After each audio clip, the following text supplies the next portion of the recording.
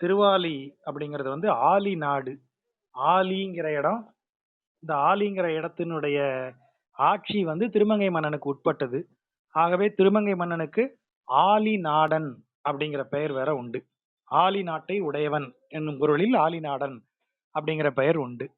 இந்த திருவாலி பக்கத்துல இருக்கக்கூடிய ஒரு ஊர்ல வச்சுதான், ஒரு இடத்துல வச்சுதான் பெருமாளும் தாயாரும் ஒரு அந்தண தம்பதியினரா வர்றதும், அவர்கள்ட்ட போய் திருமங்கை மன்னன் கொள்ளையடிக்கிறதுமான சம்பவம் நிகழுது. இப்பவும் அந்த வழிப்பறி நடந்ததாக சொல்லப்படுகிற இடத்துல ஒரு மண்டபம் இருக்கு. அந்த மண்டபத்துல இன்னைக்கும் வந்து அத ஒரு உற்சவமாக நடத்தி காட்டுவாங்க. பெருமாள வந்து பெருமாளும் தாயாரும் வருவாங்க. அப்போ திருமங்கை ஆழ்வார் வந்து அவங்கள்ட்ட நகையெல்லாம் திருடிட்டு போவாரு. அத இன்னைக்கும் செய்றாங்க. அது ஒரு உற்சவமாவே செய்றாங்க. அந்த இடம் திருவாலி பக்கத்துல தான் இருக்கு. அழகிய சிங்கர் மூலவராக இருக்கக்கூடியவர் வந்து அழகிய சிங்க பெருமாள். அவருக்கு அதாவது தாயார் வந்து அவருடைய கோபத்தை தணிக்க ஆலிங்கனம் செய்து கொண்டதால் அது திரு ஆலிங்கனம் அப்படின்னாயி திருவாலின்னு ஆயிடுச்சுன்னு அதுக்கு ஒரு பெயர் காரணம் சொல்றாங்க. ரொம்ப பக்கம்தான். மயிலாடுதுறையில இருந்து பக்கம். இங்க வந்து அஹ், தாயார் ரொம்ப அவனை அணைத்துக் கொண்டு இருப்பதால் தாயாருக்கு வந்து இப்ப அவளுக்கு பேரே வந்து பூர்ணவல்லி. அவளுடைய பெயர் நிறைந்தவள், அமிர்தகடவல்லி அப்படின்னு பேர் அவளுக்கு. பூர்ணவல்லி அமிர்தகடவல்லிங்கிற பேர்ல அவ அங்க இருக்கா. இந்த இடம் வந்து ஒரு வளம் மிக்க இடம். மயிலாடுதுறைங்கிறதுனால அந்த நீர் வளம் மிக்க இடமாக அந்த இடம் இருக்கு. அதை சுற்றி இருக்கிறது. ஆகவே அதை இந்த இடத்துல நிறைய இடங்கள்ல எழுதுறாரு. இப்ப திருவாலி குறித்த அவரது பாடல்ல முதல் பாடல், உனது அடியேன் மனம் வந்து புகுந்தாய். வந்து அடியேன் மனம் புகுந்தாய்ன்னு இருக்கிறத நம்ம இப்படி வாசிக்கிறோம். உனது அடியேன் மனம் வந்து புகுந்தாய். அத வந்து உனது அடியேன் மனம் புகுந்தாய் அப்படின்னு எழுதுறதுக்கு ஒரு பொருள் இருக்கு. அது என்ன அப்படின்னா, இறைவன் வந்து மனதிற்குள் புகுகிறான். அவனே தான் வருவான். நான் அழைத்ததால் அவன் உள்ள வந்தான். என்னுடைய நிர்பந்தத்தால இறைவன் உள்ள வந்தாங்கிறது கிடையாது. ஏன்னா நிறைய பேருக்கு இறைவன் அப்படி எந்த நிர்பந்தமும் இல்லாதப்பமுமே அவங்க மனதுக்குள்ள வந்துடுறான். அப்படி நிறைய உதாரணங்கள் நம்ம சொல்லிக்கிட்டே போலாம்.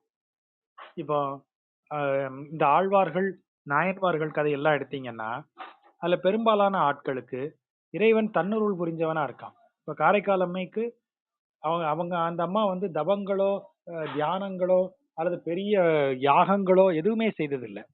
சிறு வயதிலிருந்து இறைவன் மேல ஒரு பக்தியோட அவங்க இருக்காங்க. அவங்களுக்கு அவர் மாங்கனியை அளிப்பது, அவங்க கேட்கும்போது கொடுப்பது, இப்படி ஒரு அருள் புரிகிறவனா இருக்கான். பிற எல்லாருக்குமே அப்படித்தான். யாரையுமே அவர் வந்து அவங்களுடைய, அது எப்படி சொல்றது, அவர்கள் நிர்பந்தத்தினால் வந்து அவர்களுக்கு அருள்கின்றவனாக நாராயணன் இருந்ததில்லை. அப்ப அவன் எப்படி வரான் இறைவன்? அவனே செலக்ட் பண்ணி அவனே நம்ம மனதுக்குள்ள வரான். இல்ல சார், நான் பக்தி பண்ணி அவனை வணங்கிட்டே இருக்கேனே ரொம்ப நாளா, அப்படி வணங்கின பிறகுதானே அவன் வரான் அப்படின்னு சொன்னீங்கன்னா, அதுக்கு தான் இந்த பாடல். வந்து உனது அடியேன் மனம் புகுந்தாய். அப்படி புகுந்ததன் பின் வணங்கும் என் சிந்தனைக்கு இனியாய். நான் உன் மேல பக்தியா இருந்ததுனாலதான், நான் வந்து இறைவன் மேல பக்தியா இருந்ததுனாலதான் இறைவன் எனக்கு அருள் புரிந்தான் நீ சொன்னனா, இறைவன் மேல் நீ பக்தியாக இருப்பதற்கே, உன் சிந்தனைக்கு இனியவனாக அவன் இருப்பதற்கே, அவன் வந்து உன் மனதில் புகுந்து கொண்டதுதான் காரணம். நான் பக்தியா இருக்கேன் நீ நினைக்கிற, நான் அப்படிங்கிறது என்னைக்கும் பக்தியா இருக்காது. அந்த நான் என்னும் உணர்வு எப்போதுமே உலக விஷயங்களை நோக்கித்தான் உன்னை ஈடுபடுத்துமே தவிர, நான் பக்தி செய்தேன்னு சொல்லும் போதே நீ பக்தியையும் ஒரு உலக பொருளா ஆக்கி வச்சிடுற. ஆகவேதான் ஆழ்வார் என்ன சொல்றார், வந்து உனது அடியேன் மனம் புகுந்தாய்.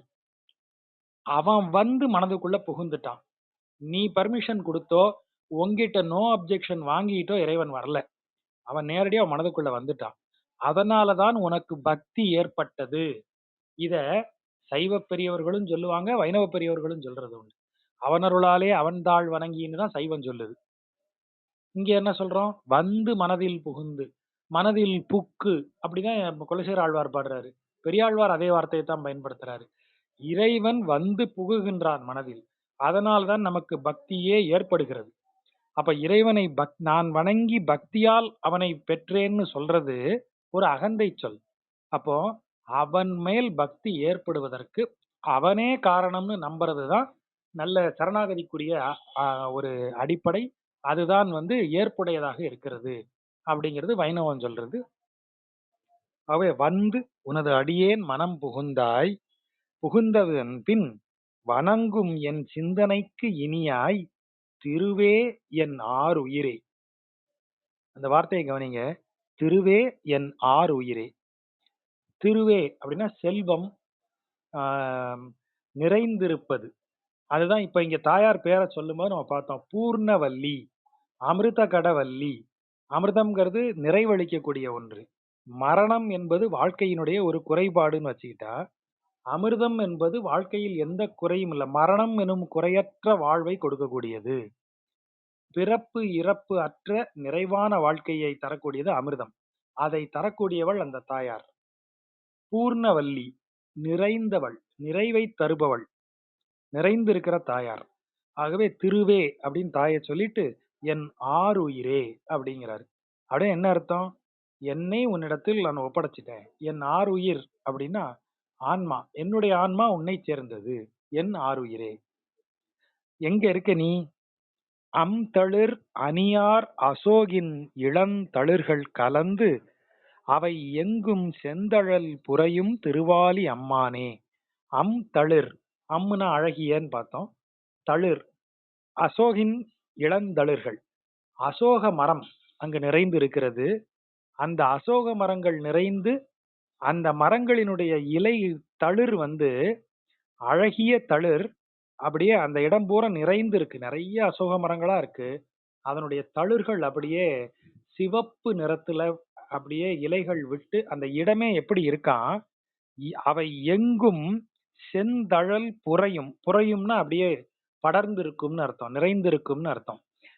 செந்தழல் புரையும். அந்த அசோக மரங்கள் நிறைந்து வளர்ந்து கலந்து எங்கும்ங்கிறார் இல்லையா, அந்த இடம் பூரா நிறைந்து இருக்கு. நிறைந்து அந்த எல்லா மரங்களும் ஒரே நேரத்துல அந்த இளம் தளிர்களை அப்படி உருவாக்கும் போது அதனுடைய சிவப்பு நிறத்தின் தளிர்களை பார்த்தா அந்த இடமே சிவந்த தழலால் மூடப்பட்டது போல தெரியுதாம். செந்தழல் புரையும் திருஆலி. அந்த திருஆலி தான் திருவாலி, திருவாலின்னு அந்த புணர்ச்சி விதியினால அப்படி ஆகுது. அப்படி திருவாலி நகர், திருவாலி நகரில் இருக்கும் அம்மானே. அம்மானேனா தலைவனே, அன்பிற்குரிய தலைவனே. அன்பிற்குரிய தலைவன் இருக்கிற ஊர் எப்படி இருக்கிறது? அப்படியே அசோக மரங்கள் செழித்து வளர்ந்து எங்கும் பறந்து அந்த மரத்தின் இலைகளெல்லாம் ஒரு சிவந்து அந்த தளிரின் சிவப்பினால் ஒரு தழல் எரிவது போல, செம்மையான தழல் எரிவது போல அந்த இடம் காட்சியளிக்கும். திருஆலியில் அவன் இருக்கிறான். யாரு? என் சிந்தனைக்கு இனியவன், என் மனதில் வந்து புகுந்தான். எப்படி? உன் அடியேன் மனம் வந்து புகுந்தாய். அப்ப அடியேன்னு சொல்லும்போது எப்படி சொல்ற வார்த்தை? ஆண்டானிடத்தில் அடிமையானவன் பயன்படுத்தும் வார்த்தை தான் அடியேன். அடியேன்னா உன் திருவடியை பற்றியவன், உன் திருவடிக்கு ஆளானவன்கிறத அடியேன் அப்படின்னு சொல்றது. ஆசிரியரிடத்துல அப்படி பணிவு வேணும். அதனாலதான் நம்ம வைணவத்துல ஆசிரியர்கள் என்ன சொன்னாலும் அடியேன்ங்கிறது, எந்த பாகவதரிடத்திலும் அடியேன் அப்படின்னு பணியறது. இதன் பொருள் நான் என்னை இதா வச்சிருக்கேன், தாழ்ச்சியாகத்தான் வச்சிருக்கேன்னு அர்த்தம். இறைவனிடத்தில் என்னை ஒப்பு கொடுத்து விட்டேன், இறைவனுக்கு உரியவர்களுக்கும் நான் பணி செய்கிறவனாகிறேன் அப்படின்னு பொருள். அப்போ முதல்ல இவர் என்ன செய்யறாரு? வந்து உனது அடியேன் மனம் புகுந்த. அப்ப முதல்ல இவர் என்ன செய்திருக்கிறார்? உனது அடியேன் என்று ஆகிவிட்டேன், உனக்கு நான் சரண் செய்து விட்டேன். என்னுடைய உடல், மனம், என்னுடைய சிந்தனை, என்னுடைய அகந்தை என்று அனைத்தையும் உனக்கு நான் உன் அடிகளில் கொண்டு வைத்து உனக்கு சரணாகி நீயே சரணென்று எண்ணி என்னை உனக்கு தொழும்பன் அடியவன் ஆக்கிக் கொண்டேன். இப்ப உனக்கு அடியேன் மனம் வந்து புகுந்தாய். அப்படி நான் உனக்கு அடியவனானதும் நீ என் மனதில் வந்து புகுந்தாய். அப்போ பக்தி செய்யறதுன்னா என்ன? முதல்ல பக்தி செய்து அதற்கு பிறகு சரண் பண்ணுவோம் அப்படி இல்லை. நீங்கள் சரணடைந்த பிறகு வருவதுதான் பக்தி. ஆகவேதான் இந்த வார்த்தை வருது. உனது அடியேன் மனம் வந்து புகுந்தாய். அந்த வார்த்தை அப்படிதான் வருது. அந்த சொல் அப்படிதான் வருது. அப்ப அவன் வந்து நம் மனதில் புக வேண்டும் என்றால், சரி அவனே தானே வந்து புகுவான். ஓகே. அப்படின்னு சொல்லி நம்ம சும்மா இருந்துற முடியாது. அவனே தான் வந்து புகணும். ஆனா அது நிபந்தனை கிடையாது. கண்டிஷன் கிடையாது. சார் நான் அடிமையாயிட்டேன் சார். எப்ப வரீங்க? அப்படின்னு நீங்க அவன கேட்க முடியாது. நீ முதலில் சரண்டர் ஆகு. சரண்டர் ஆன பிறகு அவனே வருவான். அவ்வளவுதான். அதுதான் உனது அடியேன்ங்கிற வார்த்தையை அவர் பயன்படுத்துறாரு இங்க. நீலத் தடவரை மாமணி திகழ சாரி நீலத் தடவரை மாமணி நிகழக் கிடந்தது போல் அரவு அணை வேலை தலை கிடந்தாய். நீலத் தடவரை தடனா பெரியன்னு அர்த்தம். வரைனா மலை. நீல நிறத்தில் பெரிய மலை போல. நீல கலர் மலை. தள்ளி இருந்து பார்க்கும்போது மலை வந்து நீல கலர்ல தெரியும். அதனாலதான் ஊட்டி மலைகளுக்கு நீலகிரிங்கிற பேரே வருது. அந்த நீலத் தடவரை போல் ஒரு நீல நிறத்தில் பெரும் மலை போல மாமணி நிகழக் கிடந்தது போல். மாமணி பெரிய வைரம். அந்த வைரம் வந்து பிரகாசிக்கிறது. எப்படி? ஒரு பெரிய நீல நிற மலை கிடந்தது போல ஒரு பெரிய வைரத்தின் ஒளி பிரகாசிப்பது. அதான் நிகழக் கிடந்தது. நிகழனா பிரகாசிக்கன்னு அர்த்தம் அந்த இடத்துல. பிரகாசிக்க கிடந்தது போல் ஒரு பெரிய மலை அளவுக்கு வைரம், நீல வைரம் அப்படியே ஒளி வீசிட்டு இருக்கு. அப்படி ஒரு வைரம் மலை அளவுக்கு வைரம் கிடந்தது போல அரவு அணை பாம்பின் படுக்கை, ஆதிசேடனாகிய பாம்பின் படுக்கை மீது வேலை தலை கிடந்தாய். வேலைனா கடல். கடல் மேல் அந்த அரவணையில தலை வைத்து படுத்திருக்கிறாய் அப்படின்னு பொருள். தலை கிடந்தாய் அப்படின்னா உள்ளுன்னு அர்த்தம். அந்த பார்க்கடலில் அப்படிங்கிற பொருளையும் எடுக்கலாம். 2 பொருள் உண்டு. தலை கிடந்தாய், தலையை சாய்த்திருந்தாய்ங்கிற ஒரு பொருளும் எடுக்கலாம். தலை கிடந்தாய், வேலைக்கு தலை கிடைந்தாய். அந்த கடலில் கிடந்தாய், படுத்திருந்தாய்ன்னு அர்த்தம். அரவு அணை மேல் வேலை தலை கிடந்தாய் அப்படியும் பொருள் எடுக்கலாம். அவன் படுத்திருக்கிற கோலம் அப்படி இருக்கு. ஆள் வந்து மாமலை போல் மேனி. ஏற்கனவே சொல்லியிருக்காரு இல்லையா? பச்சை மாமலை போல் மேனின்னு தானே அவனை சொல்றாங்க. அவன் மேனி மலையொத்த மேனி. பெரிய உருவம். அந்த பெரும் உருவம். அதனாலதான் எப்போதும் நீங்க பாத்தீங்கன்னா தெரியும். பழைய பெருமாள் கோவில்கள் அத்தனையிலையுமே பள்ளி கொண்ட கோலத்துல இருக்கிற பெருமாளை பெருசா செதுக்கிறது வழக்கம். எங்கேயாவது பள்ளி கொண்ட பெருமாளை நீங்க ஒரு ஒரு ஒரு 2 அடி அகலத்துல பாத்திருக்கீங்களா? குறைந்தபட்சம் 6 அடி நீளத்துக்கு அந்த ஆள் படுத்திருப்பாரு. குறைந்தபட்சமா நான் சொல்றது. இருக்கிறதுலயே சின்ன சைஸ் எங்க ஊர்லலாம் அவ்வளவு பெருசா இருக்க மாட்டார் சார். நீங்க நினைச்சீங்கன்னா கூட அவர் கிடந்த கோலம் 6 அடியாவது இருக்கும். லைவ் சைஸ்லயாவது இருப்பார் அவர். அதை விட சின்னதா இருக்கிறது ரொம்ப அபூர்வம். நீங்க கிடந்த கோல பெருமாளுக்குரிய கோயில்கள் ஸ்ரீரங்கம் போங்க, ஆதிரங்கம் பாருங்க, இங்க போய் பாருங்க, பேர் என்ன, திருவனந்தபுரம் அனந்த பத்மநாபனை பாருங்க. நீங்க அவன் பள்ளி கொண்ட கோலமாக கோயிலடி அப்பக்குடத்தான பாருங்க. எங்கெல்லாம் அவன் கிடந்த கோலமா இருக்கானோ அங்கெல்லாம் அவன் பெரிய உருவமா தான் இருப்பான். ஏன் ஒவ்வொரு முறையும் பெருமாள் இவ்வளவு பெரிய உருவமாக செதுக்கப்படுகிறார்? குறிப்பாக அஹ், கிடந்த கோலம் அரவணை மேல் அவன் பள்ளி கொண்டிருக்கிற கோலத்துல அவன் ஏன் இவ்வளவு பிரம்மாண்டமா இருக்கான்னா, திரும்ப திரும்ப ஆழ்வார்கள் பாசுரத்துல அவனை உருகி உருகி சொல்றது, அவன் பார்க்கடல்ல கிடக்கிறது மலை போல் கிடக்கிறான்னு சொல்றாங்க. மலை போல இருக்கான் அவன் ஆளு அப்படின்னு சொல்றாங்க. அப்ப அந்த வார்த்தைக்கு இணையா அவனை குறைந்தபட்சம் மலை அளவுக்கு அவனை செதுக்க முடியலன்னா கூட அவனுடைய அவன் நம்மை விட பெரியவன்கிற அளவுலயாவது செதுக்கிடுவோம். ஒரு மானுடனை விட பெரிய சைஸ்னாவது செதுக்கிடுவோன்னு தான் அவ்வளவு பிரம்மாண்டத்துல செதுக்குறாங்க. அப்ப மலைபோல் மேனி அவன். நீலத் தடவரை மாமணி நிகழக் கிடந்தது போல். மலை போல ஒரு வைரம் ஒளி வீசிக்கொண்டு படுத்திருப்பது போல அரவு அணைமேல் பார்க்கடலில் நீ பள்ளி கொண்டு இருக்கிறாய். அப்படிப்பட்ட நீ எங்க வந்து இருந்த? அடியேன் மனத்து இருந்தாய். பார்க்கடலில் கிடந்தாய், என் மனதில் இருந்தாய். அப்ப அவன் வந்து இங்க இருக்கான் மனதுல. எங்க இருக்கிற தலைவன் அப்படி வந்து செய்தான்? சோலை தலை கனமாமயில் நடமாட. அதாவது மாமயில் கணம் நடமாட. கணம்னா கூட்டம்னு அர்த்தம். இப்ப பூத கணங்கள் அப்படின்னு சொல்றோம்.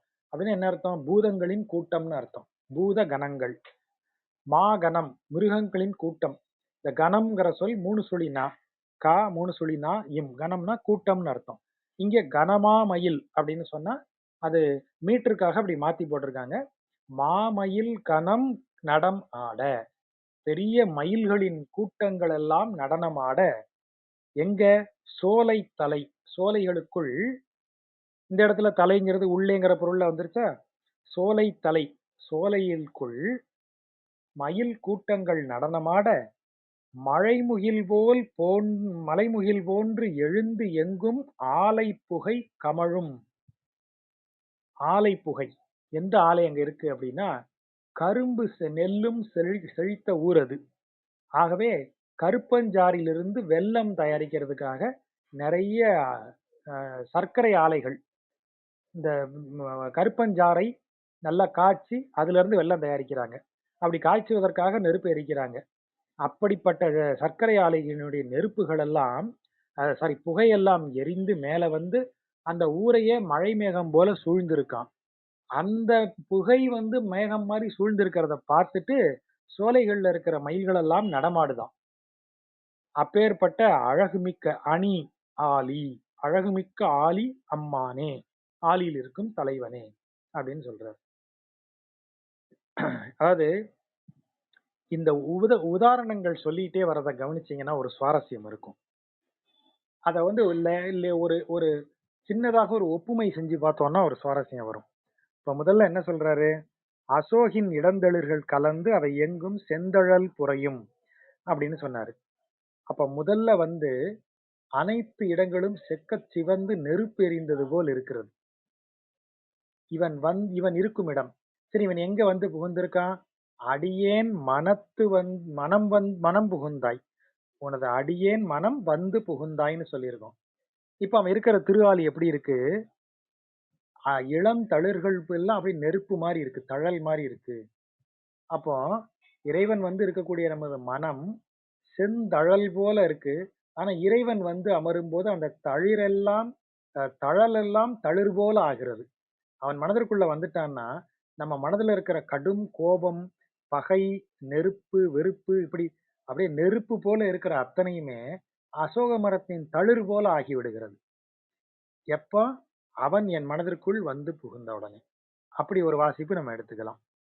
இந்த 2வது பாட்டுக்கு வரும்போது, அவன் வந்து ஒரு பெரிய வைரம், நீல வைரம், மலைபோல் அளவில் உள்ள நீல வைரம் போல பிரகாசித்துக் கொண்டு பார்க்கடலில் பள்ளி கொண்டிருக்கக்கூடியவன் இப்ப என்ன ஆயிருக்கான்? அடியேன் மனத்து இருந்தாய். இந்த வார்த்தையை கவனிங்க. இப்ப முதல் பாட்டுல வந்து புகுந்தாய் அப்படின்னு சொன்னாரு இல்லையா? அடியேன் மனத்து வந்து புகுந்தாய், புகுந்ததன் பின் சிந்தனைக்கு இனியவனாக இருந்தாய்ன்னு சொன்னாரு. இப்ப என்ன சொல்றாரு? உள்ளே புகுந்த அவன் ஒரு கெஸ்ட் மாதிரி வந்துட்டு உடனே போகல. என்ன செய்துட்டான்? மனதிலேயே இருந்துட்டான். ஆகவே இப்ப என்ன வார்த்தையை போடுறாரு? அடியேன் மனத்து இருந்தாய். நீ இருக்க, கன்ஃபார்மா இங்கேயே யூ யூ ஸ்டேட் ஹியர்ங்கிறாரு. நீ இங்கேயே தங்கிட்ட, என் மனதிலேயே இருக்க அப்படின்னு சொல்றாரு. பார்க்கடலில் எப்படி நீ ஒரு மலை போல கிடந்தையோ அத மாதிரி இப்ப என் மனசுக்குள்ள வந்து இருக்க. இதையும் உன் இடமா ஆக்கி கொண்டாய். அந்தர்யாமித்துவம் அப்படின்னு இதை நம்ம புரிஞ்சுக்கணும். நம்ம ஏற்கனவே பார்த்திருக்கோம் இல்லையா? இறைவனது 5 நிலைகளில் அவனுடைய அந்தர்யாமித்துவம் என்ற நிலை. அனைத்து உயிர்களுக்குள்ளும், அனைத்து பொருட்களுக்குள்ளும் உள்ளுரைபவனாக அவன் இருக்கும் நிலை. உயிர்க்குலங்கள் மட்டுமில்ல, உருவ உலகில் அசேதனமான பொருட்கள், உயிரற்ற பொருட்களிலும் அவன் உள்ளே உறைபவனாக இருக்கிறான். அந்த வார்த்தைக்கு தான் அப்ப இந்த தூண்ல இருக்கானாங்கிற கேள்வி வருது. ஏன்னா தூணுக்கு உயிர் இல்ல. ஆகவேதான் இந்த தூணில இருக்கானான்னு கேட்கும்போது எந்த பொருள்லையும் அவன் இருக்கான், உள்ளுரைபவன்கிற அர்த்தத்துல பிரகலாதன் சொல்ற வார்த்தை தூணிலும் இருப்பான், துரும்பிலும் இருப்பான். நீ பொருள்னு எதை வேணாலும் எடுத்து போடியா, அந்த பொருளுக்கு உள்ளுரைபவனாக இருப்பவன், அந்தர்யாமியாக அதில் உறைபவன் என்னுடைய நாராயணன் தான் அப்படின்னு பிரகலாதன் சொல்றான். ஆகவே நீ என்னுடைய மனதிற்குள் வந்து இருக்கிறாய். அப்படி இருக்கிறாய் நீ சொல்லும்போது என் மனம் எப்படி ஆகிறது அப்படின்னு சொன்னா, அப்படியே மகிழ்ச்சியில ஆடுது. மயில்கள் போல நான் என்ன செய்றேன்? ஆடுறேன். ஏன்? என் மனதுல இப்பவும் கரும் எண்ணங்கள், கெட்ட எண்ணங்கள் குறித்து எனக்கு தெரியாமலா இருக்கு? நான் இப்ப பெரிய உன் பக்தன் ஆயிட்டதுனால என் மனதுல மோசமான எண்ணங்களோ அல்லது பிற எண்ணங்களோ, பிற எண்ணங்கள் வராம இருக்குமா? அது வரும், அப்படியே போயிரும். அத நான் பொருட்படுத்த மாட்டேன். அதனாலதான் கரும்புகை என எது எழுகிறது? ஆலை, கரும்பு ஆலை. அது இனிமைதான். அது என்னிலிருந்து கழிந்து போகிறது. அப்படி போகும்போது வரக்கூடிய புகை மாரி எண்ணங்கள் எனக்கு வரும். மயில்கள் நடமாடுவது போல் எனக்கு மகிழ்ச்சி நிறைந்திருக்கும். அதாவது எண்ணங்கள் ஒரு பக்கம் வரும். மோசமான எண்ணங்கள் வரலாம். ஆனா அது எதுவும் என்னைய ஒண்ணும் செய்ய போறதில்ல. நான் ஒரு மயில் கூட்டங்கள் போல உனது அடியார் கூட்டங்களில் ஒருவனாக நானும் மகிழ்ந்து ஆடிக்கொண்டிருப்பேன். இந்த உலகத்துல தான் நான் இருக்கேன். இந்த உலகத்தின் எண்ணங்கள் எனக்கு வரும். இந்த உலகத்தில் நிகழக்கூடிய அபத்தங்களையும், இந்த உலகத்தில் நிகழக்கூடிய பிற ம தவறான செயல்களையும் நான் பார்த்துக்கிட்டே தான் இருக்கேன். ஆனாலும் நான் உன்னை சரணடைந்த காரணத்தால், நீ என் மனதில் வந்து இருந்த காரணத்தால், நான் இதை ஒரு பக்கம் இருந்தால், நான் உன்னை நினைத்து மகிழ்ந்து இருப்பேன். அப்படிங்கிற மாரி இத பொருள் எடுக்கலாம். 3வது பாட்டுல என்ன சொல்றாரு? "நென்னல் போய் வரும் என்று என்று எண்ணி இராமை" இராமைங்கிறத எண்ணி இராமல் அப்படின்னு வாசிச்சுக்கங்க. எண்ணி இராமல் என் மனத்தே புகுந்தது இம்மைக்கு என்று இருந்தேன். அவர் ஒரு வார்த்தை சொல்றாரு. நென்னல் அப்படின்னா நாளைன்னு அர்த்தம். நென்னல் போய் நாளைக்கும் போய் வரும் என்று அதற்கு அடுத்த நாளும் வரும் வரும்னு காத்திருந்து அதான் என்று என்றுன்னு 2 முறை சொல்றாரு. ஏன்னா அதுக்கு அடுத்து தவணை தட்டிக்கிட்டே போகுது.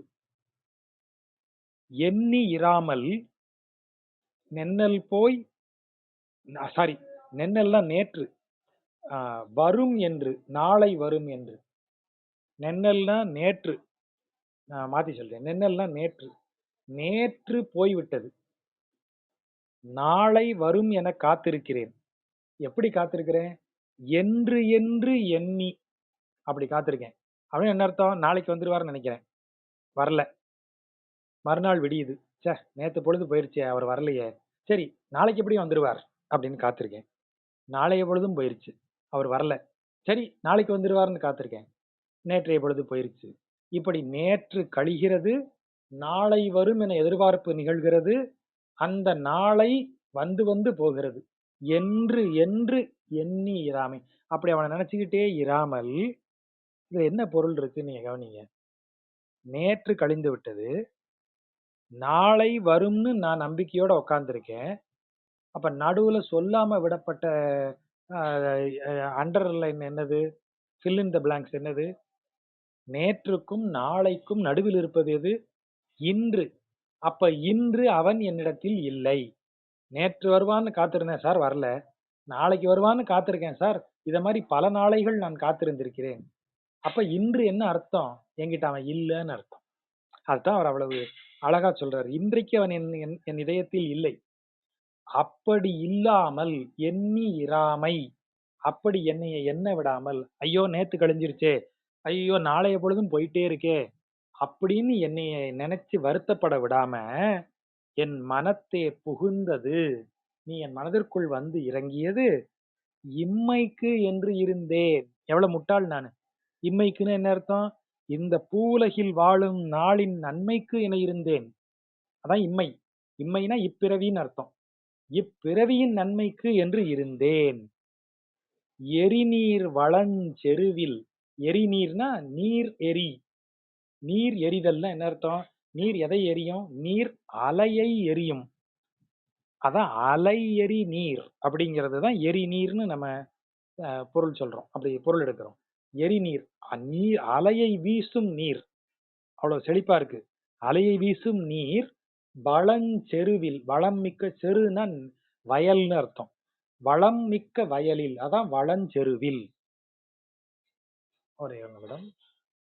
கரண்ட் போயிருச்சு. ஒரு நிமிஷம்.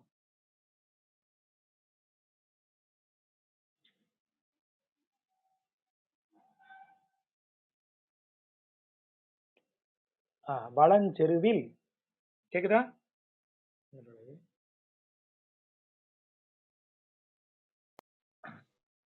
கேக்குது.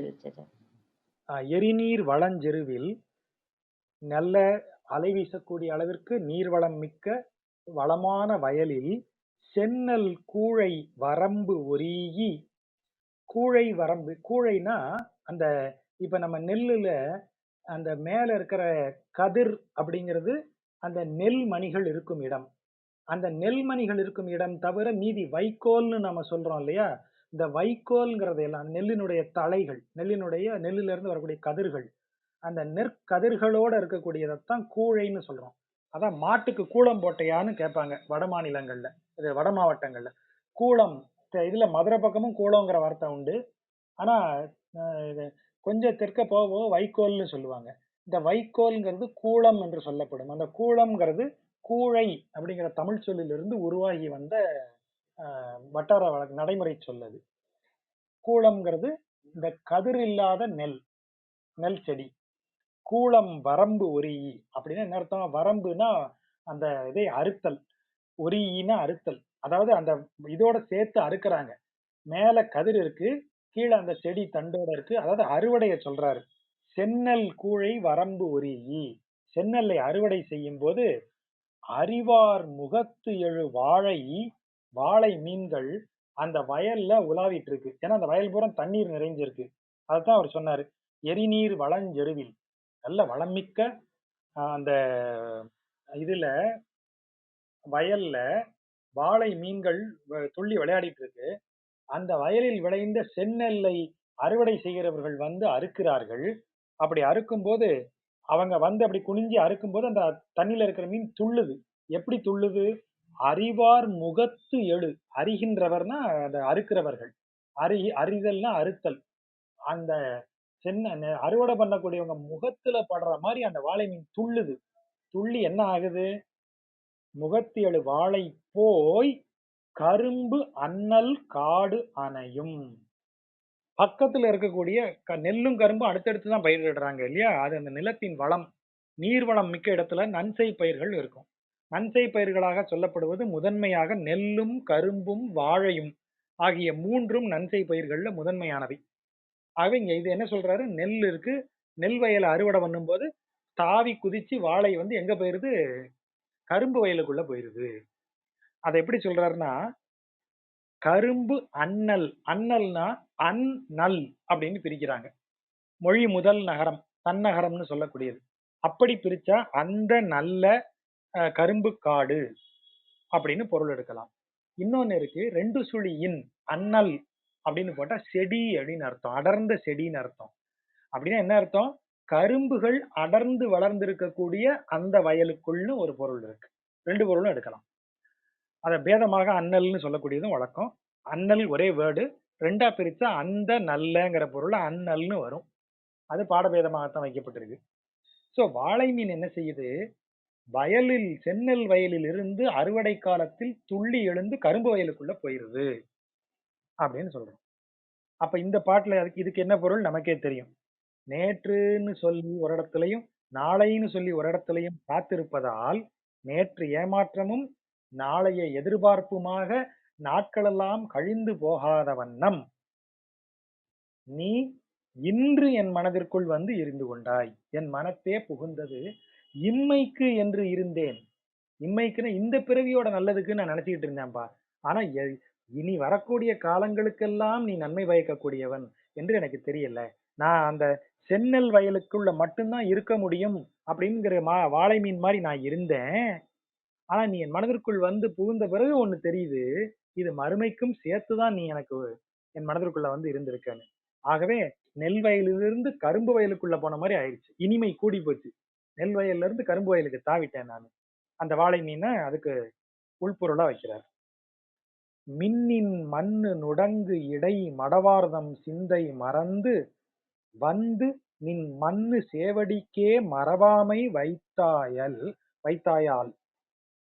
வைத்ததனால் அப்படிங்கிற பொருள்ல வைத்தால், வைத்த ஆள், அவ்வாறு செய்ததால் அப்படின்னு ஒரு பொருள் எடுத்துக்கோங்க. நமக்கே பொருள் தெரியும்.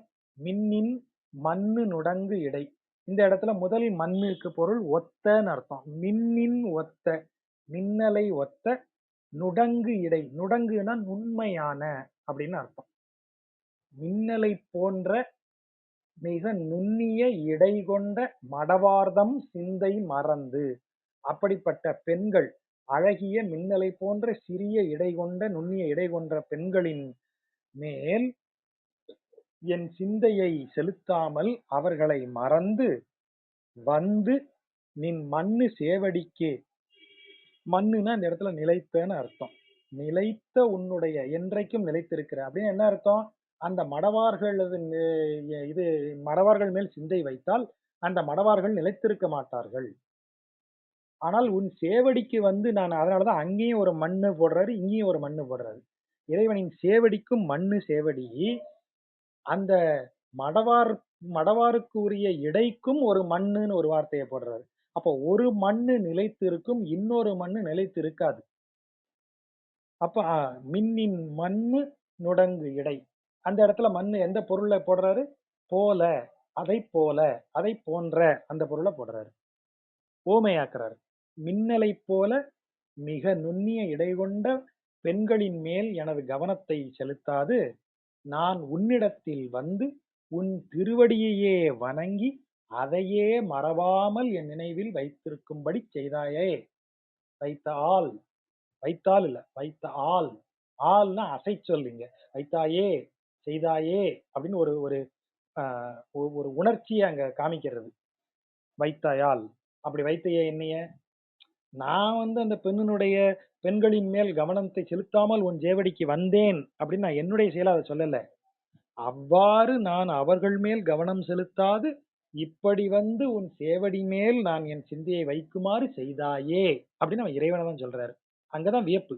வைத்தாயால், அப்படி வைத்தையே என்ன? அப்படி செய்தாயே அப்படின்னு இறைவன தான் வியக்கிறார். புன்னை மண்ணு செருந்தி வன்பொழில் வாயகன் பனைகள் கலந்து எங்கும் அன்னம் மண்ணும் வயல் அணி ஆலி அம்மானே. புன்னை மரம், புன்னை மண்ணு, செருந்தி, செருந்திங்கிறது ஒரு புதர் செடி. செருந்திக்கு சுரபுன்னை அப்படின்னு வைணவ உரையாசிரியர்கள் விளக்கம் கொடுக்கிறாங்க. முதல்லயே புன்னை சொல்லியாச்சு. சுரபுன்னைன்னு தனியா சொல்ல வேண்டியது இல்ல. ஆனா செருந்திங்கிறது தமிழ்ல இதுல எல்லாம் பயன்படுத்தப்படுகிறது. நம்ம சங்க இலக்கியங்கள்ல. செருந்திங்கிறது ஒரு பூ. அந்த புதர் செடி ஒரு பூ. அதுக்கு பேர் வந்து நெட்டாவரை, இல்ல நெட்டுக்கோரை, வாள்கோரை அப்படிங்கிற பேர்லலாம் அது சொல்லப்படுகிறது. மஞ்சள் நிறத்துல பூ பூக்கக்கூடியது, கொத்து கொத்தாக பூக்கக்கூடியது. அந்த செருந்திங்கிறது நெய்தல் நிலத்தில் அதிகமாக காணப்படும். புன்னை மரம், ஞாழல் எனப்படும் புலிநக கொன்றை, அப்புறம் தாழை எனப்படும் கைதை, இப்படி பல இடங்கள் வந்து இங்க நெய்தல் நிலத்துக்குரிய தாவரங்கள். அப்படிப்பட்ட புன்னை மண்ணு, புன்னை மரங்கள் நிறைந்த செருந்தி, செருந்தினா அந்த பூக்கள், செருந்தி பூச்செடி, அது நிறைந்த அழகிய வன், 3 சுழியின், 2 சுழி வன் போட்டா வலிமை, கொடுமைங்கிற 2 பொருள் உண்டு. 3 சுழி இன் போட்டா வன் அப்படின்னா அழகியன்னு அர்த்தம். வன் பொழில், அழகிய சோலைகள். எப்படி இருக்கு அந்த சோலைகள்? புன்னை மரங்களும் செருந்தி புதர்களும் நிறைந்து அழகாக காணப்படும் சோலையில் வாய் அகன் பனைகள், 3 சுழினை அப்படின்னா என்ன அர்த்தம்? பொய்கைன்னு அர்த்தம். பனைகள் அப்படின்னா பொய்கைன்னு அர்த்தம்.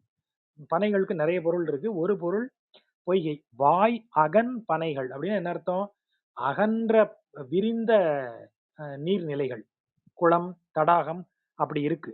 அங்க கலந்து எங்கும் அன்னம் மண்ணும். மண்ணுன்னா செறிந்திருக்கும். கலந்துன்னா என்ன அர்த்தம்? ஆணும் பெண்ணுமாய் கலந்து. ஆணும் பெண்ணுமாக கலந்து அன்னப்பறவைகள் அகலமான நீர் தடாகங்களில், அந்த தடாகங்கள் எங்கே இருக்கின்றன? புன்னை மரங்களும் செருந்தி செடிகளும் பொருந்தி இருக்கக்கூடிய சோலைகளுக்குள் இருக்கும் பெரிய அகன்ற நீர் தடாகங்களுக்குள் ஆணும் பெண்ணும், பேடையும் ஆணுமாக அன்னப்பறவைகள் கலந்து திரியக்கூடிய வயல் அணி, அப்படி அழகிய வயல்கள் நிறைந்த அழகான ஆலி நகரில் இருக்கிறவனே. இப்ப மேல என்ன பாட்டு சொன்னாரு? பெண்களை மறந்து, பெண்களை தவிர்த்து, அந்த இடத்துல பெண்கள்ங்கிறது பெண்களை குறிக்கவில்லை, இந்த உலக இன்பத்தை குறிக்கிறது. இந்த உலக இன்பத்திலேயே ஒரு ஆண் ஒரு குறிப்பிட்ட வயது வரைக்கும் அவன் வந்து விரும்பக்கூடியது உணவு, உடை இப்படி எல்லாமா இருக்கும். ஆனா இது அத்தனைக்கும் மேல ஒரு ஒரு ஆண் விரும்பக்கூடியது பெண் இன்பம் தான். ஆகவே மடவார் மடவார்ன்னு இங்க சொல்லும்போது அது பெண் அல்ல. இந்த உலகத்தின் மொத்த போகங்களும் அந்த வடிவில் சொல்லப்படுகின்றன. ஆகவே அந்த போகத்தினுடைய அந்த வடிவை, அந்த உலக போகத்தை ஆண் துய்ப்பதற்கு ஒரு கருவியென பெண்ணை பார்க்கிறான். அந்த ஆணின் பார்வையில் இருக்கும் பெண் தான் இங்கு சொல்லப்படுவது. மடவார் தம்மை. அப்படிப்பட்ட பெண் உலகத்துல இருந்து நான் அதை விட்டுட்டு வந்து உன் சேவடிக்குங்கிறாரு. வந்து நின் மன்னு சேவடிக்கேங்கிற வார்த்தைய பயன்படுத்துறாரு. அப்ப வந்துன்னா என்ன அர்த்தம்? ஐயா நான் ஒரு கிராஸ் ரோடுல போய் நின்னேன். இந்த லெஃப்ட்ல பார்த்தா அ இந்த மாதிரி ம மின்னின் நுண்ணிடை மடவார்கள் நிறைந்த உலக இன்பங்கள் இருக்கு. இந்த பக்கமா பார்த்தா உன்னுடைய திருவடி இருக்கு. அங்க நான் என்ன பண்ணேன்? அதை விடுத்து இதை தேர்ந்தெடுத்தேன். அதனால தான் வந்து அப்படிங்கிறாரு. இப்ப நீங்க 2வது இரு வரிகளுக்கு வாங்க. அங்க அன்னங்கள் நிறைந்த ஆழிங்கிறாரு. அன்னப்பறவை எதற்கு உதாரணம் சொல்லுவோம்? பாலையும், நீரையும் பிரிக்கும்னு சொல்லுவோம். அதே மாரி தான் மேல. உலக இன்பங்களும், இறைவனின் திருவடியும் 2மே ஆப்ஷனா உனக்கு கொடுக்கப்படுகிறது மானுட உயிருக்கு. மானுடன் எதை தேர்ந்தெடுக்க வேண்டும்? எப்படி பாலிலிருந்து அன்னம், நீரை பிரித்து பாலை எடுக்குமோ, அதைப்போல உலக இன்பங்களை விட்டு உலகத்துல பிறந்துட்ட நீ. உலக இன்பங்கள் உன்னை சூழ்ந்து தான் நிக்கும். அப்ப நீ என்ன செய்யணும்? தெளிவா தேர்ந்தெடுக்கணும். இல்ல எனக்கு இது வேண்டாம். இதை தவிர்த்து இறைவனின் திருவடியை பற்றிக் கொள்ளுகிறேன்னு வரணும். ஆகவே தான் மேல அந்த சிச்சுவேஷனையும் சொல்லி, கீழ அன்னப்பறவைகள் திருவாலில இருக்குங்கிறதையும் சொல்றாரு. நீடு பல்மலர் மாலை இட்டு நின் இணையடி தொழுது ஏத்தும் என் மனம் வாட நீ நினையேல் மரம் எய்த மாமுனிவா. இப்ப என்ன அர்த்தம்? முதல் பாட்டுல இறைவன் வந்து என் மனதுல புகுந்தான். 2வது பாட்டுல அவன் மனதுல இருந்தான். 3வது பாட்டுல அவன் இருந்த உடனே நான் என்ன நெனச்சேன்? இம்மைக்குத்தான் பலன் தரப்போறான்னு நான் நெனச்சிட்டேன். ஆனா, அதற்கு பிறகு யோசிச்சு பார்த்தா தான் தெரியுது, இந்த உலக இன்பங்களை மறுத்து ஏன்னா இம்மைக்கு என்று இருந்தேன். இவ்வுலக நன்மைக்குன்னு நெனச்சு நான் இருந்தேன். அப்ப இந்த உலகத்தில் நான் இப்பிறவியின் நன்மை என்றால், இப்பிறவியில் நான் பிறவியின் நன்மைன்னு எத சொல்லுவேன்? பிறவி அற்று, பிறவி அறுத்து இல்லையா நான் உன்கிட்ட வரணும்னு நெனைப்பேன். நீ என் மனதுக்குள்ள வந்து இருந்துட்டேன்னா, நான் பிறவி அறுக்கிறத தானே உன்கிட்ட எதிர்பார்த்திருக்கணும். ஆனா, நான் இம்மைக்கு என்று இருந்தேன். அப்ப இறைவனை இந்த பிறவியில் இருக்கக்கூடிய உலக விஷயங்களை கேட்பதற்காக நான் பயன்படுத்திக் கொள்கிறேனா? இறைவனிடத்துல போய் நின்னு எனக்கு கார் பங்களா குடுன்னு கேட்கக்கூடிய ஒரு ஆளாத்தான் இறைவனை என் மனதுக்குள்ள நான் வச்சிருக்கேனா? அப்படிதான் அவர் தன்னை தானே கேட்கிறார். அதாவது நம்ம நம்ம கேட்டுக்கொள்ள வேண்டிய கேள்வி அவர் கேட்கிறார். தன்னை வைத்து கேட்கிறார். இம்மைக்கு என்று இருந்தேன். அப்புறம் எனக்கு மடத்தனம் தெரியுது. இந்த உலக இன்பங்களை தவிர்த்து நீ நாட வேண்டியது அவன் சேவடியே இல்லையான்னு. அதான் அதுக்கு அடுத்த பாட்டுல சொல்றாரு. மின்னின்னுண்ணு மடங்கு இடை மடவார் சிந்தை மறந்து மண்ணு சேவடிக்கே மறவாமை வைத்தாயால். அப்படி என்னை வைச்ச. அப்பதான் என் தப்பே தெரியுதுயா.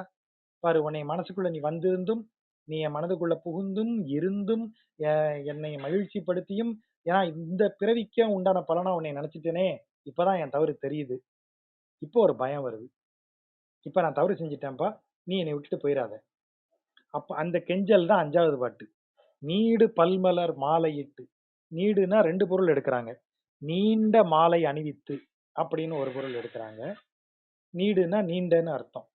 இன்னொன்னு நீண்ட நாட்களாக அப்படின்னு ஒரு பொருள் எடுக்குறாங்க. நீடு வாழ் அப்படின்னா என்ன அர்த்தம்? நீடூழி வாழ்னா நீண்ட காலம் வாழ்ன்னு அர்த்தம். அத மாரி நீண்ட காலமாக நான் உனக்கு பல மலர்களால் ஆன மாலையை இட்டேன். அப்படின்னு கதம்ப மாலை அணிவித்தேன் அப்படின்னு சொல்றாரு. அதாவது அவனுக்கு இப்ப இறைவனுக்கு மாலையிட்டு நின் இணையடி தொழுது ஏத்தும் உனது இரு திருப்பாதங்களையும் வணங்கி தொழுது புகழ்ந்து என் மனம் அப்படி செய்த என்னை என் மனதை வாட நீ நினையேல். என் மனம் வாடும்படி நீ நினைச்சிராதப்பா. அது கிளம்பணும்னு நினைச்சிராத என் மனசுல இருந்து. நான் ஏதோ தப்பா நினைச்சிட்டேன். நீ வந்த உடனே இந்த பிறவிக்கு உண்டான பலனெல்லாம் எனக்கு வந்துரும்னு நினைச்சு யோசிச்சுட்டேன் ஒரு நொடி. அது தவறுதான். அதுக்காக என் மனம் வாடும்படி செய்திராத. நான் உன்னை பல நாட்கள் வணங்கியிருக்கேன். நீண்ட நாட்கள் உனக்கு மாலையிட்டு உனது திருவடிகளை தொழுது புகழ்ந்து வணங்கி இருக்கிறேன். நீ அப்படி செய்திராத. மரமெய்த மாமுனிவா. யார சொல்றாரு? அன்றைக்கு முனிவனின் கோலத்தில் காட்டில் திரிந்து கொண்டிருந்த ராமன் சுக்ரீவனுக்கு தன்னுடைய வலிமையை பறைசாற்றும் பொருட்டு 7 மரங்களையும் ஒரே அம்பினால் துளைத்தான். அதத்தான் அவர் சொல்றாரு. மரம் எய்த மாமுனிவா. மரத்தை எய்யும் போது ராமன் சக்கரவர்த்தியாக இல்ல, அயோத்திக்கு அரசனா இல்ல, காட்டில் ஆஹ் இது மர உரி தரித்து ஒரு முனிவனைப் போல தானே இருந்தான். ஆகவே இந்த வார்த்தையை போடுறாரு. மரம் எய்த மாமுனிவா, 7 மரங்களையும் துளைத்தவனே, 7 நிலைகளாக நிலை பெற்றிருக்கும் என் அகந்தையை நீதான் ஒன்றுமில்லாமல் ஓட்ட போட்டு விடணும். அதன் வழியாக உனது பெயர் கொண்ட உனது சரம் ராமபாணம். ராமபாணம்னா என்ன? அம்புல அவன் பேர் எழுதியிருக்கும் ராம அப்படின்னு. அவன் பெயருடைய பானம், அவன் பெயர் ஒரு அம்பு போல அப்படியே கிழித்து கொண்டு செல்லணும். என்னுடைய 7 நிலைகளில் இருக்கும் என் அகந்தையை அவன் அம்பு கிழித்து செல்ல வேண்டும். என் மனம் வாட நீ நினைக்காத. அப்படிப்பட்ட ராமனே, பாடல் இன் ஒலி சங்கின் ஓசை பறந்து பல் பனையால் மலிந்து எங்கும் ஆடல் ஓசை அரா அணியாலி அம்மானே. பாடல் இன் ஒலி, எல்லோரும் இசைத்து அவன் புகழை பாடுகிறார்கள். அந்த பாடலின் ஒலி சங்கின் ஓசை, பாஞ்சஜன்யத்தை நினைவுபடுத்தும் விதமாக இறைவனுக்கு சங்கினால் ஓசை எழுப்பி வணங்குகிறார்கள். அந்த சங்கின் ஓசை பறந்து எல்லா இடங்களிலும் பறந்து கேட்கிறது. பல் பனையால், பனைனா இந்த இடத்துல ஒலின்னு அர்த்தம். இது என்ன ஒலினா? வாத்தியங்களால் எழுப்பப்படும் ஒலி. பல வகை வாத்தியங்களையும் வாசிக்கிறாங்க. அதான் பல் பனையால் மலிந்து, எல்லா இடத்துலயும் அப்படியே ஓசை. அதாவது என்ன அர்த்தம்? எல்லா இடத்துலயும் பாடலும் ஆடலும் வாத்திய கருவிகளுமா இறைவனை கொண்டாடி வணங்குகிறார்கள். பனைகள் கலந்து எங்கும் ஆடல் ஓசை அரா, ஆடுகின்ற ஓசை, சலங்கை ஒலி அது கேக்குது. இறைவன் அப்படி எப்படிலாம் வணங்குறாங்க? ஆடலின் மூலம், பாடலின் மூலம், வாத்திய கருவிகளை இசைப்பதன் மூலம், சங்கு ஒலிப்பதன் மூலம், அப்படி எல்லா விதங்களிலும் திருவாலியில் இருக்கும் இறைவனை என்ன செய்கிறார்கள்? வணங்குகிறார்கள். நான் அப்படி எல்லா விதங்களையும் கொண்டாடி உன்னை வணங்குகிறேன். அப்படி செய்கிறேன். நீ உள்ள இருக்கிறத நான் கொண்டாட்டமா வச்சிருக்கேன். நீ போயிட்டனா என்ன ஆயிரும்? கொண்டாட்டம் இல்லாம போயிரும். கொண்டாட்டம் எப்படி எதனால நிகழ்கிறது? இறைவன் திருக்கோயிலில் இருப்பதால் நிகழ்கிறது. இறைவன் போயிட்டானா என்ன ஆகும்? இறைவன் இல்லைன்னா, கோயில் இருக்கு சார், மூலஸ்தானத்துல தெய்வமே இல்ல சார், திடீர்னு காணாம போயிருச்சு சார்னா திருவிழா நடக்குமா? நடக்காது. அப்ப இவர் முதல்ல என்ன கேட்கிறாரு? நீடு பல் மாலையிட்டு நின் இணையடி தொழுது அப்படி ஏத்தும் என் மனம் வாட நீ நினையேல். நினைச்சிராத, நினையேல், நினைக்காதே, நினைத்து விடாதே, அதான் நினையேல் அப்படின்னு. அப்போ என் மனதுல இருந்து நான் ஏதோ தப்பா நினைச்சிட்டேன், இன்னைக்குத்தான் நீ வந்திருக்கன்னு நினைச்சிட்டேன் ஐயா, மன்னிச்சுக்க, நீ போயிடாத. அப்போ நீ இருக்கும்போது இப்படி கொண்டாடியது, அப்படியே ஆடலும் பாடலும் வாத்திய கருவிகளும் ஓசையுமா அப்படியே கலகலன்னு இருந்த இடம்யா, நீ போயிட்டனா நான் என்ன ஆயிருவேன்? வாடிருவேன். விழவொழிந்த அரங்கு போலன்னு ஓமை சொல்றாங்க சங்க பாடல்கள்ல. அப்படியே என்ன அர்த்தம்? விழா முடிஞ்சதுக்கு அப்புறம் அந்த அரங்குக்கு போங்க. இந்த விழாவின் மிச்சங்களோட அந்த இடத்த பார்க்கவே சங்கடமா இருக்கும். இந்த இடமாயா நேத்து அவ்வளவு கலகலப்பா இருந்தது, இப்படி வெறிச்சுன்னு இருக்கே அப்படின்னு இருக்கும். அத மாதிரி ஆயிரும். அத மாதிரி நீ போயிட்டனா நான் அப்படி வெறுமை ஆயிருவேன், ஒண்ணுமில்லாம ஆயிருவேன். அதுக்காக இந்த பாடல். கந்தமா மலர் எட்டும் இட்டு,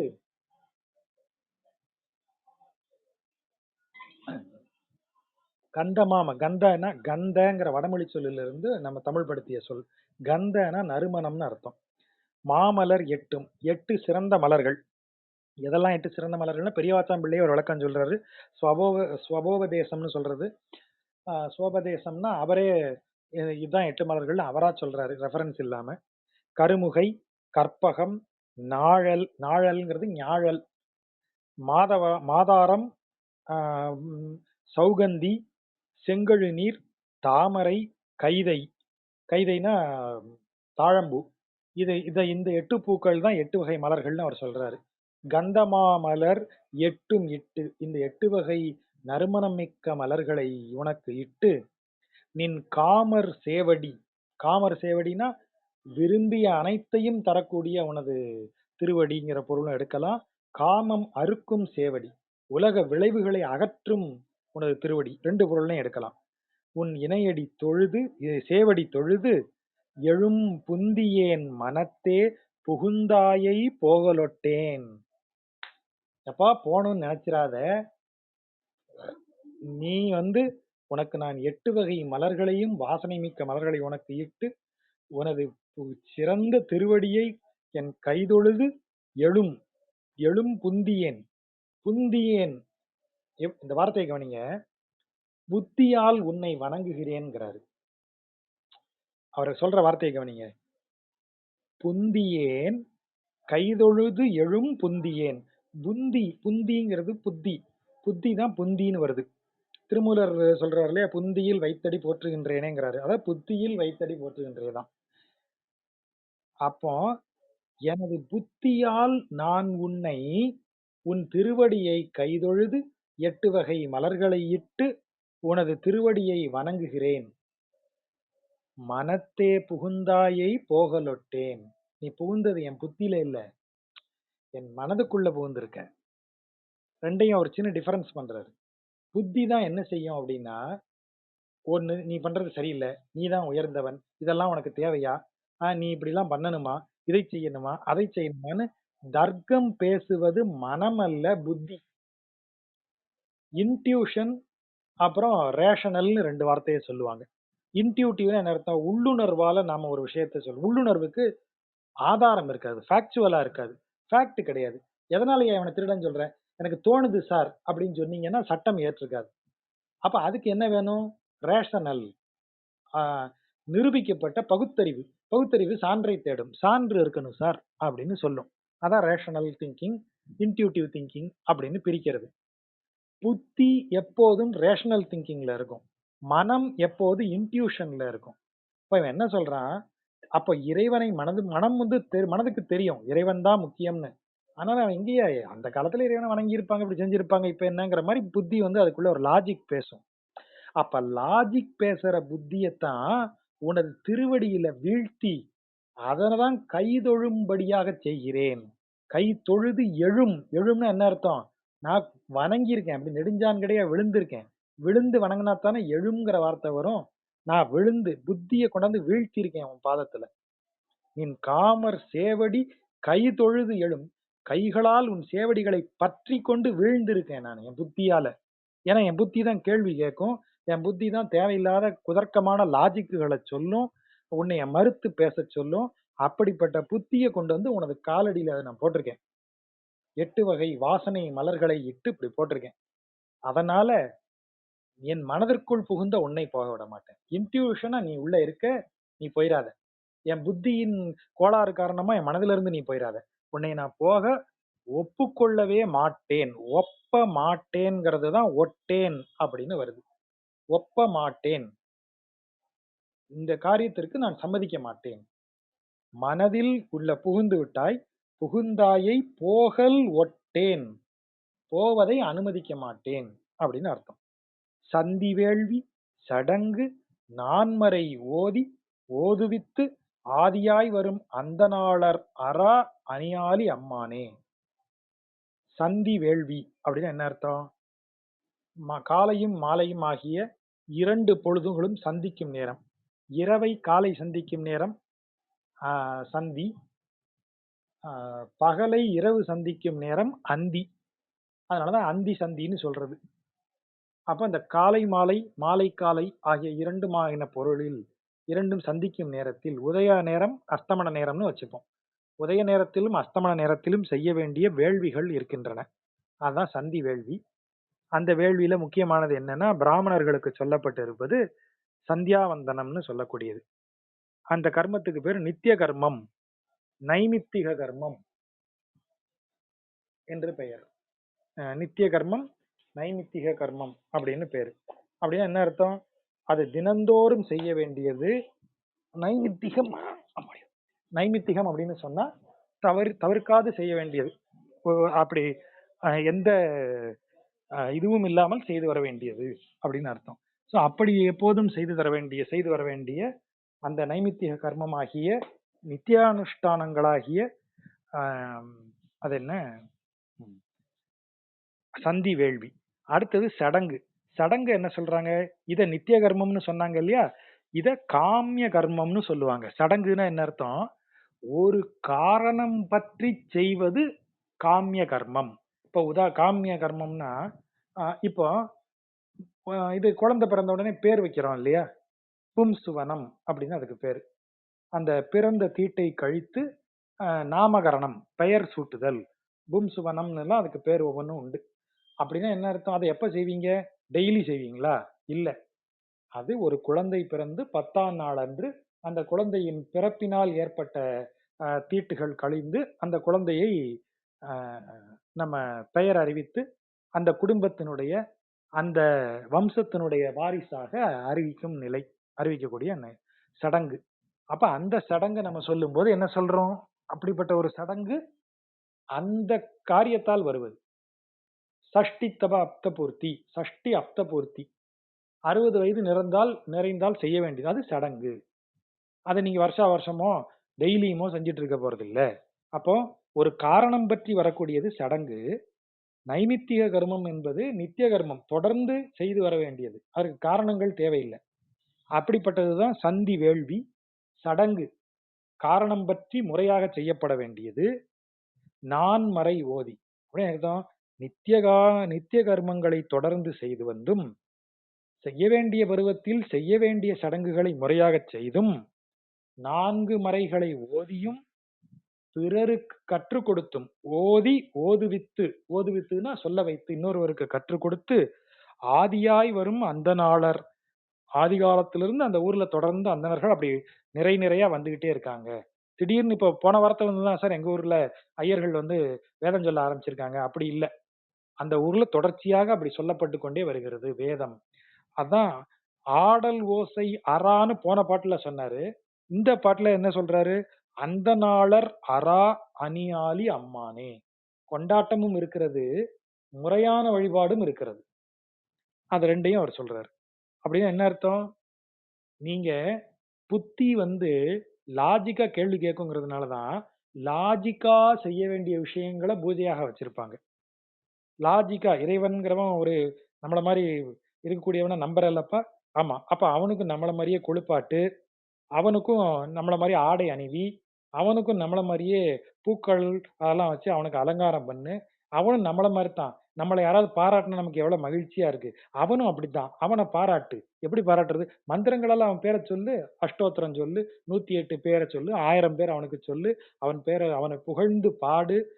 இப்ப என்னைய புகழ்ந்து யாராவது பாட்டு எழுதி, ராஜகோபாலன் தான் உலகிலேயே சிறந்தவன். முந்தா நாள் வந்து பேசிட்டு இருந்தோம். இந்த காவிய முகாம் போன அன்னைக்கு ராத்திரி ஒரு 11:30 மணி வரைக்கும் சிரிச்சு உருண்டதுல வயிறெல்லாம் புண்ணாகி போச்சு. அது அந்த அங்க அந்த பிள்ளை தமிழ் பத்தி ஒரு பேச்சு வந்தது. அப்ப பாடிட்டு இருந்தோம்.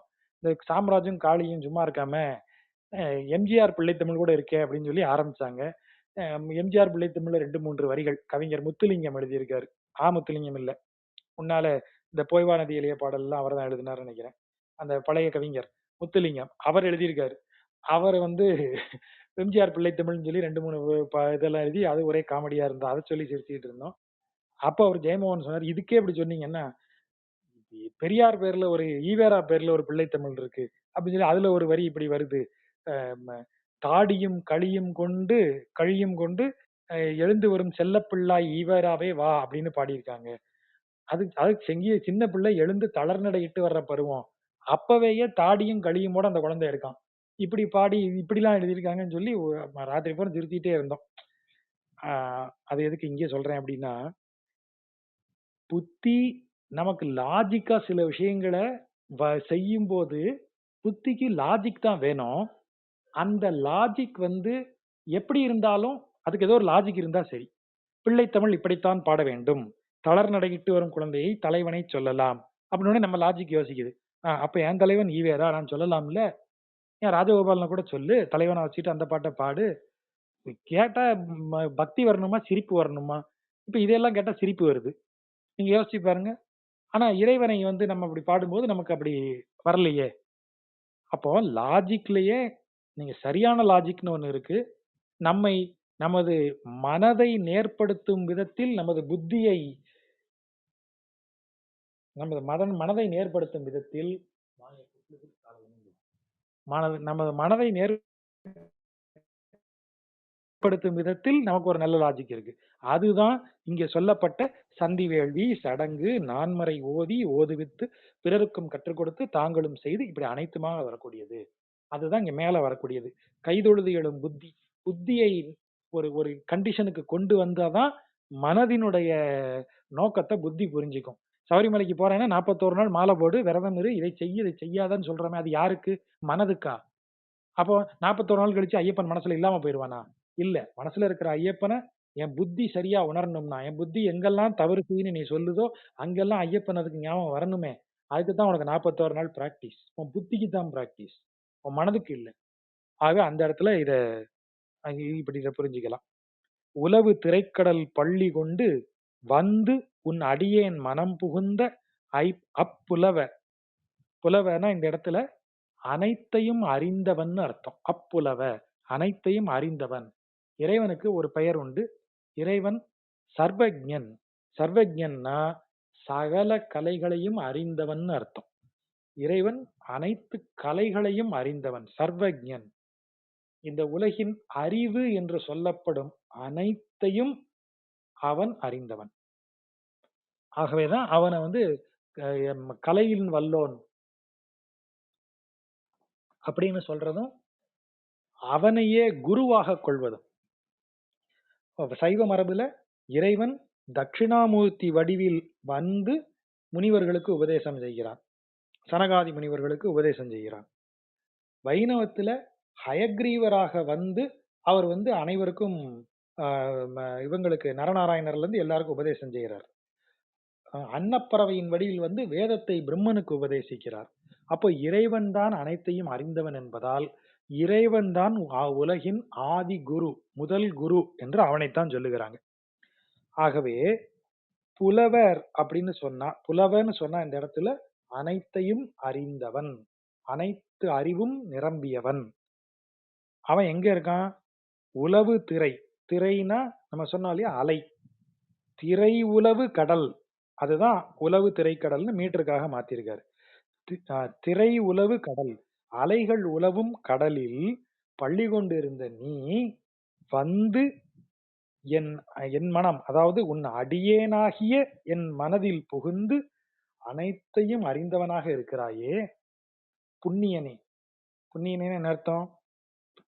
அனைத்து புண்ணியங்களின் வடிவாக இருப்பவன் ஒரு பொருள். இன்னொரு பொருள், புண்ணியனே, நான் செய்த புண்ணியத்தின் பலனாக என் மனதில் வந்தவனே புண்ணியனே. புகுந்தாயை போகலொட்டேன், உள்ள நுழைஞ்ச உடனே வெளியே விட மாட்டேன். உறுதியாயிட்டா இருப்போம். போயிடாதன்னு கெஞ்சினாரு போன பாட்டுல. வாட நீ நினையேல் அப்படின்னு, என்னைய வாட விட்டுறாதையான்னு கெஞ்சினாரு. இப்ப என்ன சொல்லிட்டாரு? போன பாட்டுல என்ன சொல்றாரு? புத்திய நான் எப்படியாவது டியூன் பண்ணிடுறேன்ப்பா, புத்திய மண்டையில போட்டு உன் திருவடியில கொண்டாந்து அதை வணங்கும்படி செய்திடுறேன், நீ என் மனதில இருந்து போயிடாத, போக விட மாட்டேன்னு சொன்னாரு. இப்ப தெளிவா சொல்லிட்டார். புகுந்தாயை போகலொட்டேன். புகுந்தாயின்னு பொதுவா சொல்லியாச்சு. இப்ப நீ என்ன அர்த்தம்? அதுக்கு முந்தின வரிய பாருங்க. உன் அடியேன் மனம் புகுந்த அப்புலவ, சகலங்களையும் அறிந்தவன். புத்தி தான் அறியும். நாலேஜ் அப்படிங்கிறது புத்தியோடது. அப்ப விஸ்டம்ங்கிறது எதோடது? விஸ்டம் என்பது மனதோடது. விஸ்டம்ல தான் கனிய முடியும். ஞானியர்களை என்ன சொல்றாங்க? வைஸ் மென் அப்படின்றாங்க. ஞானியர்ங்கிறதுக்கு ஆங்கிலத்துல வைஸ் மென் அப்படின்னு சொல்றாங்க. இந்த நாலேஜபிள் மென்னுங்கிற வார்த்தையை ஏன் சொல்லல? நாலேஜ் அறிவுடையது. அறிவு என்பது ஒரு தான்கிற எண்ணத்தோடினுடைய ஒரு தொடர்ச்சி. அப்போ அந்த அறிவு அனைத்தையும் உடையவனேன்னு அவனை சொல்லும் போதே அறிவு, இந்த சிற்றறிவு அந்த பேரறிவு இடத்துல அரங்கி விடுகிறதுன்னு அர்த்தம். அவன் பேரறிவு.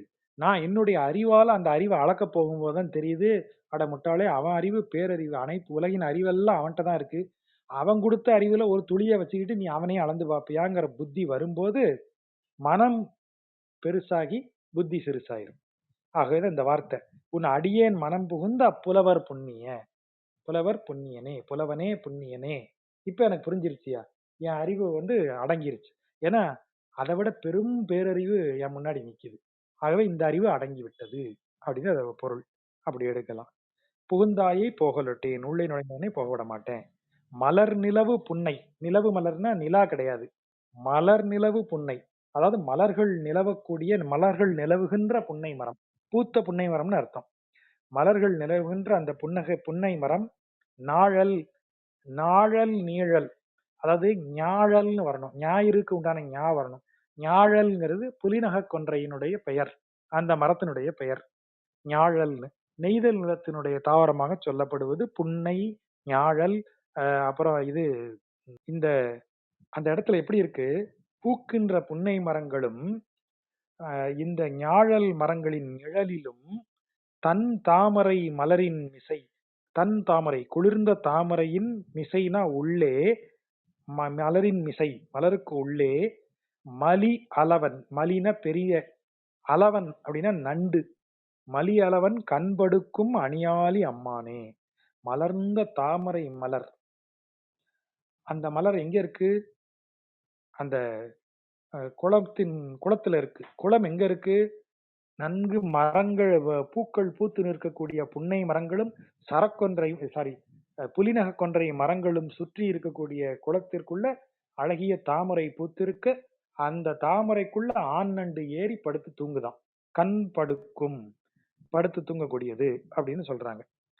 ஆகவே இது இது என்ன அர்த்தம்? இது அப்படி ரிவர்ஸ்ல வரும். உள்ள புகுந்த நண்டு இறைவன் கிடையாது, அந்த தாமரை தான் இறைவன்.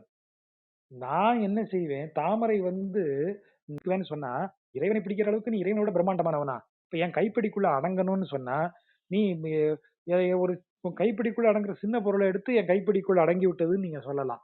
இறைவனை என் கைப்பிடிக்குள்ள அடக்கினேன்னு சொல்ல முடியாது, பிரம்மாண்டமானவன். ஆகவே அவர் இப்படி போடுறாரு. நான் உனக்குள்ள ஏறி உட்காந்துக்குவேன் ஐயா, விடமாட்டேன் அப்படின்னு ஒரு ரிவர்ஸ்ல போடுறாரு. நண்டு எப்படி தாமரைக்குள்ள ஏறி படுத்துக்குமோ அத மாதிரி என் மனதுக்குள்ள போகுது, உன்னைய விடாம நான் பிடிச்சு வச்சுக்குவேன், உனக்குள்ள நான் இருப்பேன்னு ரிவர்ஸ் ஆர்டர்.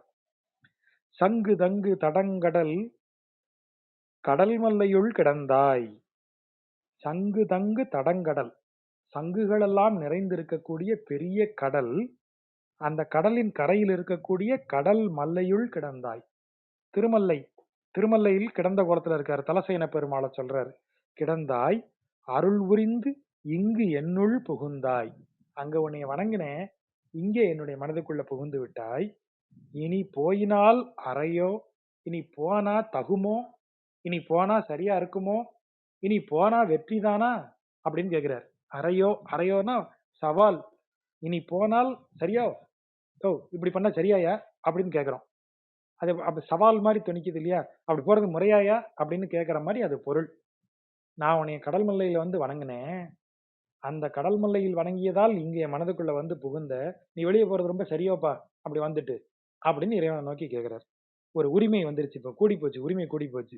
கெஞ்சி பார்த்தாச்சு, ஒரு உறுதியா சொல்லி பார்த்தாச்சு, இப்ப உரிமையா ஒரு சவாலும் விடுறாரு. அப்படி போறது முறையோ அப்படின்னு கேக்குறாரு. கொங்கு செண்பகம், கொங்குன்னு இந்த இடத்துல மனம் மிக்கன்னு அர்த்தம். மனம் மிக்க செண்பகம் மல்லிகை மலர் புல்கி, செண்பகம் மல்லிகை போன்ற மலர்களில் கொள்ளலாம் தேனருந்தி, அதான் புல்கினா உள்ள துளாவி, நுழைஞ்சு துளாவின்னு அர்த்தம். புல்கி இள வண்டு, இனிமையான இளம் வண்டு போய் இளந்தெங்கின் தாது அலையும். தென்னை மரத்துல இருக்கக்கூடிய அந்த பூக்கள் இருக்கு இல்லையா, அது எவ்வளவு இருக்கும்னு யோசிச்சு பாருங்க. தென்னை பூத்ததுன்னா அந்த பாலை வரிசை எவ்வளவு பூக்கள் இருக்கும், எவ்வளவு தேன் அது குடிக்கும். ஒரு தென்னம்பாளையில எத்தனை பூக்கள் இருக்கும்? உங்களுக்கு நேரம் இருந்தா கவுண்ட் பண்ணி சொல்லுங்க. ஒரே ஒரு தென்னம்பாளையில ஒரு பூ, தென்னம்பாளைங்கிறது ஒரு பூ தென்னை மரத்துக்கு, ஒரு பூ கொத்து பூத்ததுன்னா எவ்வளவு பூ இருக்கும் அதுலன்னு யோசிச்சு பாருங்க. அப்போ இங்க செண்பகம் மல்லிகை மலர்கள் எல்லாம் இங்க சாதாரணமா தேன் அருந்திட்டேன், இதெல்லாம் இம்மையில் உன்னை கண்ட பலன். தெங்க மரத்தின் மேல இருக்கிற பாலை மரத்துக்கு போனேன்னா தேனை அருந்தி முடிக்கவே முடியாது என்னால, வாழ்நாள் பூரா அங்க தேன் அருந்திக்கிட்டே இருப்பேன். அது மேலுலகத்தை குறிப்பது. இம்மையில் பலனடைந்து இம்மையில் எல்லாவற்றையும் அனுபவித்து மறுமையிலும் இன்னும் அனுபவித்துக் கொண்டே இருப்பேன். ஆகவேதான் இந்த வார்த்தையை போடுறாரு. தரையில இருக்கக்கூடிய செண்பகம் மல்லிகை மலர் புல்கி இளவண்டு போய் இளந்தங்கின் தாது அலையும். மரம் மேல இருக்கக்கூடிய, அப்ப மேல இருக்கக்கூடியதுங்கிற பொருள்ல தெங்கு மேல இருக்கு அந்த பொருள்ல சொல்றாரு. திருவாலி அம்மானே. ஓதி 1000 நாமமும் பணிந்து ஏத்தி நின் அடைந்தேற்கு ஒரு பொருள் வேதியா அறையா உரையாய். ஒரு பொருள் உரையாய் வேதியா அறையா ஒரு மாற்றம் எந்தாய். ஒரு மாற்றம் உரையாய் எந்தாய் வேதியா அறையா. இப்படி எப்படி வேணாலும் இதை கொண்டு கூட்டி பொருள் கொள்ளலாம். 1000 நாமமும் ஓதி பணிந்து ஏத்தி நின் அடைந்தேற்கு, 1000 பெயர்களையும் சொல்லி உன்னை பணிந்து வணங்கி உன்னை அடைஞ்சதற்கு ஒரு ஒரு பொருள் சொல்லு, ஒரு அர்த்தம் ஒண்ணு சொல்லு. ஒரு வார்த்தை எனக்கு சொல்லு. வேதியா வேதத்தின் பொருளானவனே, அரையா என்னை உடைய தலைவனே, ஒரு பொருள் சொல்லு.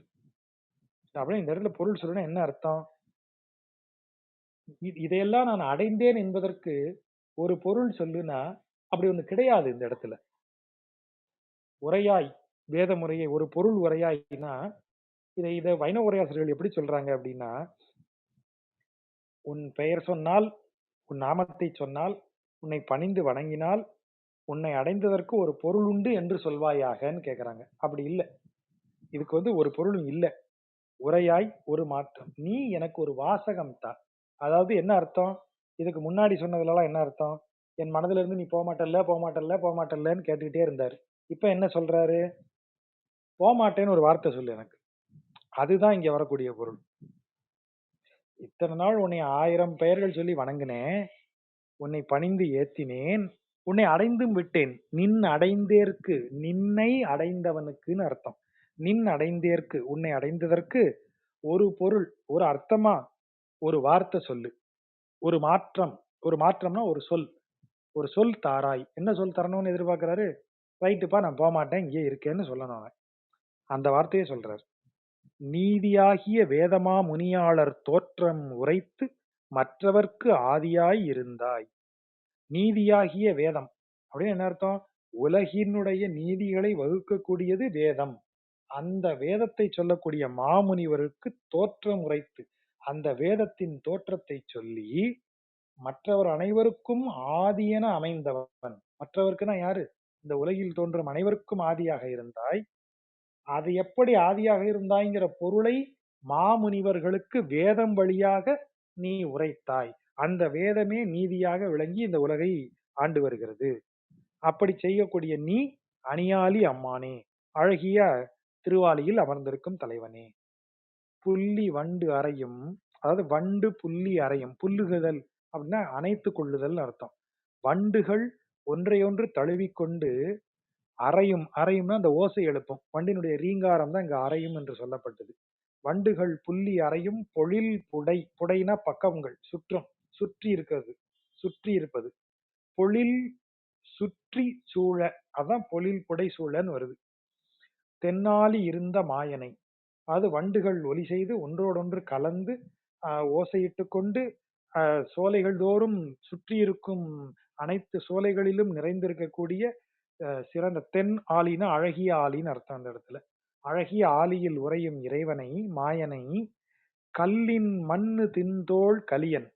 கல்லை போன்ற மண்ணுனா நிலைத்த, இந்த இடத்துல கடினமான அர்த்தம்.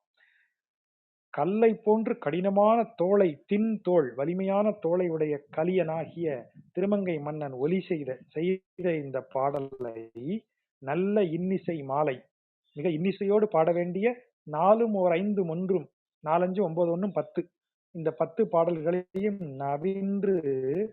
நவின்றுதாம் உடன் வல்லர் ஆய். அப்படி இதை ஓதி உணர்ந்து இன்னிசையோடு பாடுவதில் வள்ளுவர்களானவர்கள் இடமாகும் வானுலகே, உரைப்பார்க்கு இடமாகும் வானுலகே, சொல்பவர்களுக்கு வானுலகு உரியதாகும், அவர்கள் இறைவனின் திருவடியை அடைவார்கள்னு முடிச்சிடுறாரு. பொறுமையா கேட்ட நண்பர்களுக்கு நன்றி. நன்றி ஜாஜா. நண்பர்களுக்கு சந்தேகங்கள் இருந்தா கேட்கலாம். முத்துகிருஷ்ணன் சார். மாமா. ஓகே. நன்றி ஜாஜா.